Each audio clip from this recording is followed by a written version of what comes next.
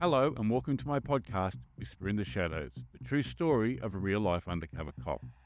I'm Michael Bates, and I was a police officer for 15 years in one of Australia's state police forces. I was also an undercover cop for over 2 years, and all the episodes of this podcast are my true stories of what it's really like to be an undercover cop.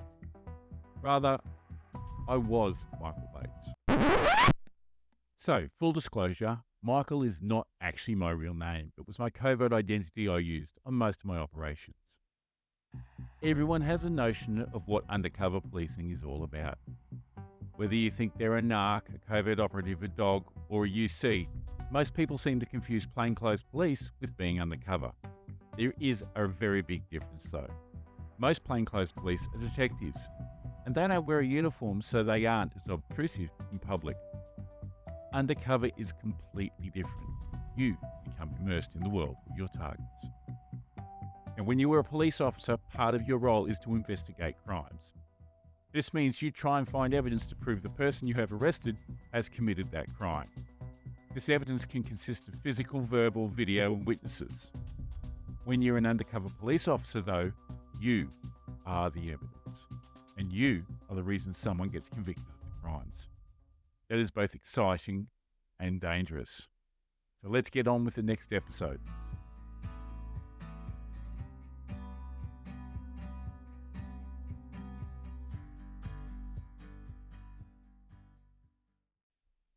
Episode 2. I just killed someone and then someone else. So I got the call up at the start of the year to join the squad. And I went to the Police and Fire Games in Melbourne competing in the sailing and unfortunately broke my ankle 4 weeks before I was due to start. Spent 6 weeks in the cast after having a fairly significant operation. Luckily, I was on light duties, so I didn't have to wear a uniform and I could start growing my hair long and my goatee beard. That way I didn't look like a police officer. Eventually I got my cast off and I was able to walk under my own steam, albeit with crutches, and my first real job came along. So what are you in here for? I asked. I just killed someone, and then I killed someone else. You'll have to read tomorrow's Herald Sun if you want to know the full story. Did he just tell me he committed a double murder and actually admit to it? On April 21, 1995, consumed with greed and rage, 32-year-old Edwin Lewis murdered wealthy couple Carmel and Paul Higgins in their Melbourne home. Lewis was dating the couple's daughter. Apparently, he went there that day because he had planned to steal and sell their near-new midnight blue Porsche 911 and start a new life in Queensland with profits. After a brief chat between the three, Mrs. Higgins left to meet friends for lunch, and Lewis left with her. But he returned not long after and convinced Mr. Higgins to let him into the house. Long simmering tensions between the two men boiled over. Mr. Higgins told Lewis he wasn't good enough for his daughter, ordering him to leave and threatening him to ruin him and kill him. Consumed with rage, Lewis stabbed Mr. Higgins in the back with a diving knife, which he had brought with him, because everyone carries a diving knife with them when you go to visit your girlfriend's parents. Mr. Higgins fell to the ground and Lewis rolled him over and stabbed him several times more. He then dragged Mr. Higgins' body to the bathroom when Mrs. Higgins returned home unexpectedly. He was able to keep her away from her husband's body, making her a cup of tea and striking up a conversation. But she could not be kept from the bathroom and Lewis was faced with a choice. So he killed her too, stabbing her once in the chest fatally. He went back to his girlfriend's flat and then returned to the Higgins house for the third time that day. This time he brought a spade, some tape, and that's how Paul with him. He spent 11 hours cleaning blood and burying the couple next to the swimming pool in the backyard. He stole money, a credit card, and the Higgins' $180,000 Porsche and drove north, ending up on the Gold Coast. He was arrested a day or two later, and after 12 odd hours of interviewing by the homicide squad, they decided to put a covert operative in the cell with him to see if they could get a confession or some more evidence. I was driven to the watch house by one of the covert squad team and was taken inside through this huge media scrum. I mean, there were cameras, journalists, photographers, absolutely everywhere. Once we got inside, I had a quick meeting with the homicide squad detectives who asked me to just have a chat to him, see what information I could get out of him. This became my first operation. They also told me that he had murdered 2 people and he was some sort of fitness guru and a martial arts expert. Now, I had to put one of those nifty little tape recorders down my pants go into the cell and record my conversations with double murderer who was a martial arts expert. To say I wasn't a lot scared is an understatement. I mean, you remember my fear about hearing the tape click over with the taxi driver from the last episode. Well, times that by about 1,000, and that was my fear of him hearing it. Now, because he was supposed to be some sort of fitness guy, I decided I was going to use my ankle as a way of trying to get him to start talking to me. Obviously, when you get put into a cell, there isn't a lot of backslapping and fist pumping going on. People tend to keep to themselves. So, I did what you probably don't do and said, "Hey, how are you?" There was general acknowledgement of me. However, he did notice me limping and asked what was wrong. I may or may not have over-exaggerated the limp and sitting on the bed rubbing my ankle with some oohing and gasping. I told him I'd broken it and that I was trying to rehab. That seemed to pique his interest in talking. When he asked me my name, stupidly, I actually gave him my real first name, probably because I was feeling a bit scared and that was the best truth I could come up with. So he asked me what I was in for, and I told him a story about being pulled over because I had a warrant. But then when the copper walked up, I was trying to hide an ounce of dope that had slid out from under my driver's seat. Copper saw it, and the rest, they say, was history. When I asked him why he was in there, and I added, "You don't have to tell me if you don't want to," he said, "Did you see all those reporters and cameras outside?" I said, "Yeah, were they for you?" Sounding incredulous. He said, "Yeah, they're for me." I went, "Wow, what did you do?" His reply was actually a real shock to me. He said, "I just killed someone, and then I killed someone else. Read tomorrow's Herald Sun if you want to know more. They'll tell you all about it." Now, I must have looked like a stunned mullet. I thought to myself, did he just confess to me? Now, the truth of the matter is that he actually did confess to me, but that was hotly debated in the trial, and I'll come to that in a little bit later. But it was something that I wasn't expecting to hear. The best I could come up with was something similar to, "Shit, really?" He said, "Yep," and the Victorian coppers were organising pizza being brought to his cell. Conversation moved on to what sort of things I would need to do to get movement back into my ankle, and if I'm being honest, he was actually pretty helpful. Pizza came, and as the police officer brought it up, I asked him when I was going to get my phone call. Now, this was the phrase I would say to get out and go talk to my controller. After eating some pizza, they came back and got me and took me for my phone call. First thing I did when I got to the office was take that tape out and give it to my controller, then relayed the conversation. There was some more conversation, I was given a new tape, and it was decided I would go back and see if he said anything more about the murders. I went back in and brought up the fact he had stolen the Porsche. Now, his comment to me was that he had wanted to take the Mercedes that was also in the garage, but he couldn't find the keys. He could only find the keys to the Porsche, so he took that. About 2 hours later, the police officer came back and said he was moving me to a different cell. I thought, thank for that. Don't know if you've ever been in a watch house cell, but they are not very pleasant. Think mattresses on cement beds, ratty old pillows, and a ratty old blanket. I was ever so glad to be leaving Edward on his first night behind bars. Eventually, the court case came around, the first of which was his committal whilst I was still working in the covert squad.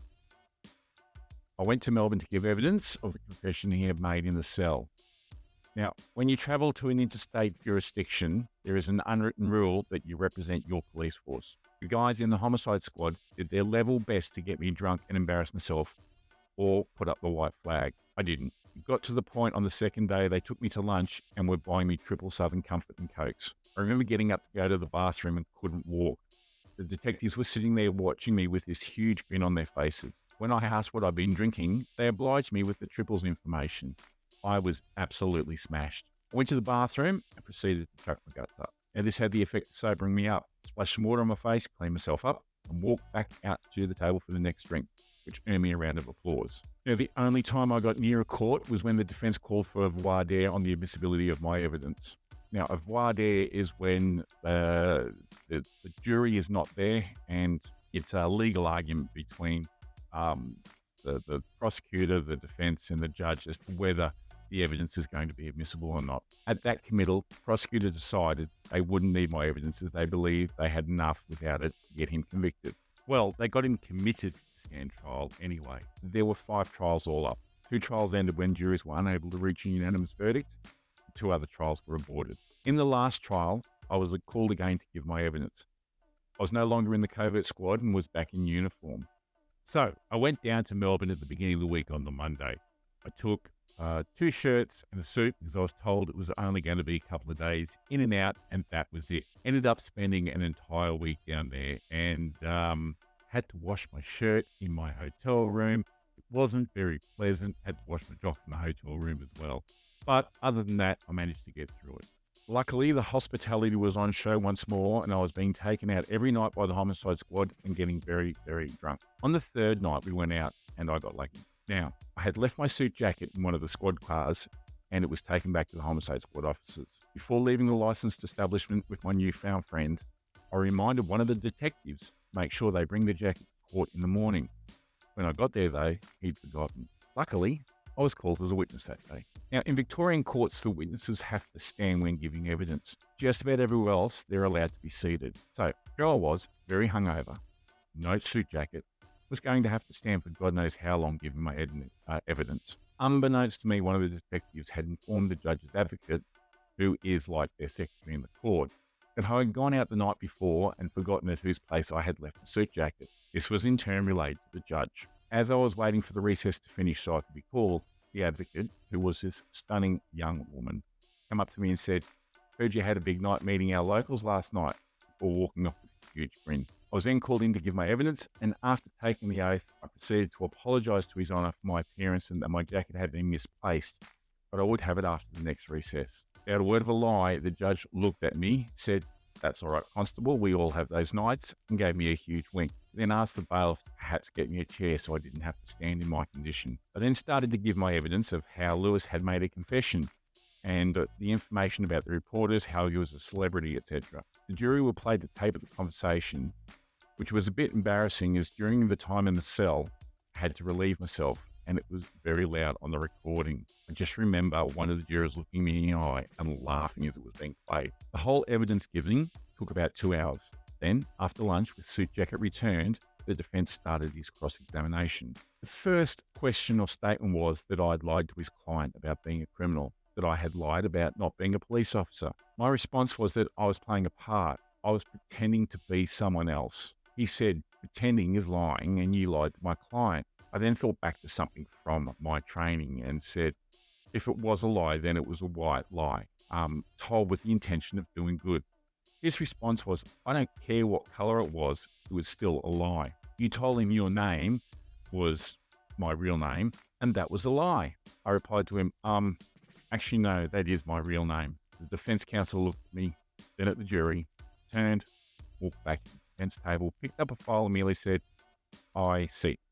Perhaps I should have read your statement a bit closer then," which I looked at the jury and smiled, which caused them to laugh. There was then back and forth about whether I had given him a proper warning. Police are required to give suspects a warning, that old, you have the right to remain silent, etc., etc. My response was that he didn't know I was a police officer. Therefore, he wasn't under any perceived duress of authority. That was argued some more, and I then said that I actually did, for all intent, give him a warning, but I said he didn't have to tell me anything if he didn't want to. That took the rest of the day, so when the court adjourned, I had to come back the next day for more fun being cross-examined. Now, this is where it was getting tricky. I wasn't working in the covert squad as my tenure had finished 2 years prior. I had booked a 9-week trip to Europe.